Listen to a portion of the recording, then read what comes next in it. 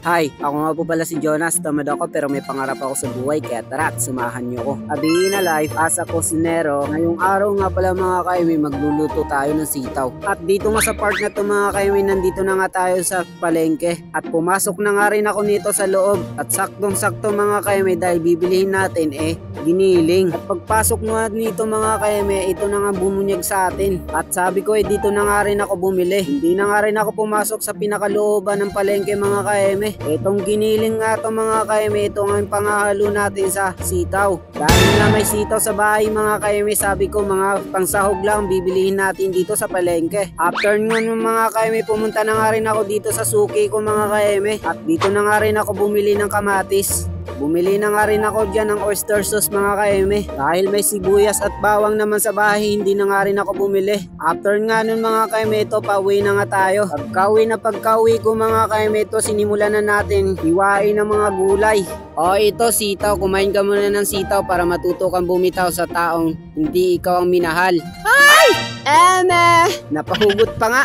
At ito na nga ang ating mga ingredient mga kaeme. At bago yan, syempre bubuksan natin ang kalan. Tapos ipaprito natin yung itlog. Tuturuan lang kita kung paano bumitaw sa taong hindi ka minahal. Ouch!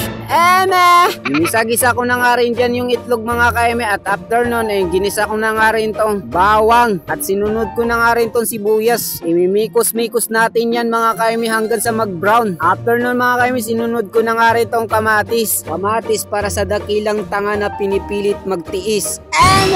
Ay nako, ang dami na natin pahugot dito sa niluluto natin. Nagluluto pa nga lang nagkapaghugot na nga. Ay nako. At sinunod ko na nga rin dyan yung giniling mga kaeme. O shoutout sa mga kabataan dyan. Anong ulam? Ito, giniling. Igiling-giling.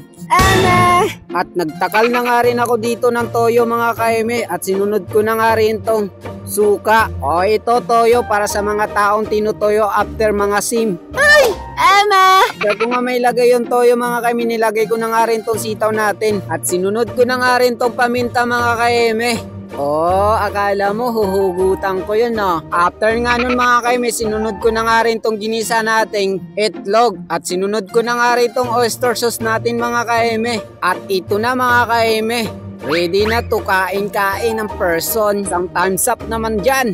At dito sa part na to mga kaeme, time to shine na mga kaeme para matikman natin ang bagong luto natin. Uy, bagong luto ba yan? Abay, hindi na naman ako nabigo sa aking luto mga kaeme. Napansin ko lang mga kaeme, halos lahat ng luto ko mga kaeme na nakabidyo masarap. At ang iba ko nga hindi nabibidyoan mga kaeme, hindi masarap. Ewan ko lang. Dapat talaga nakabidyo ako habang nagluluto no? Para dagdag lasa.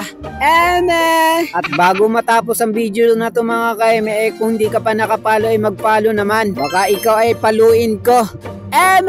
At dito na magtatapos ang ating video walang katuturan. Thank you nga pala sa lahat ng sumusuporta at sa kasusuporta pa lang. Pa-like and share na rin sa mga bagong video natin. Bye-bye!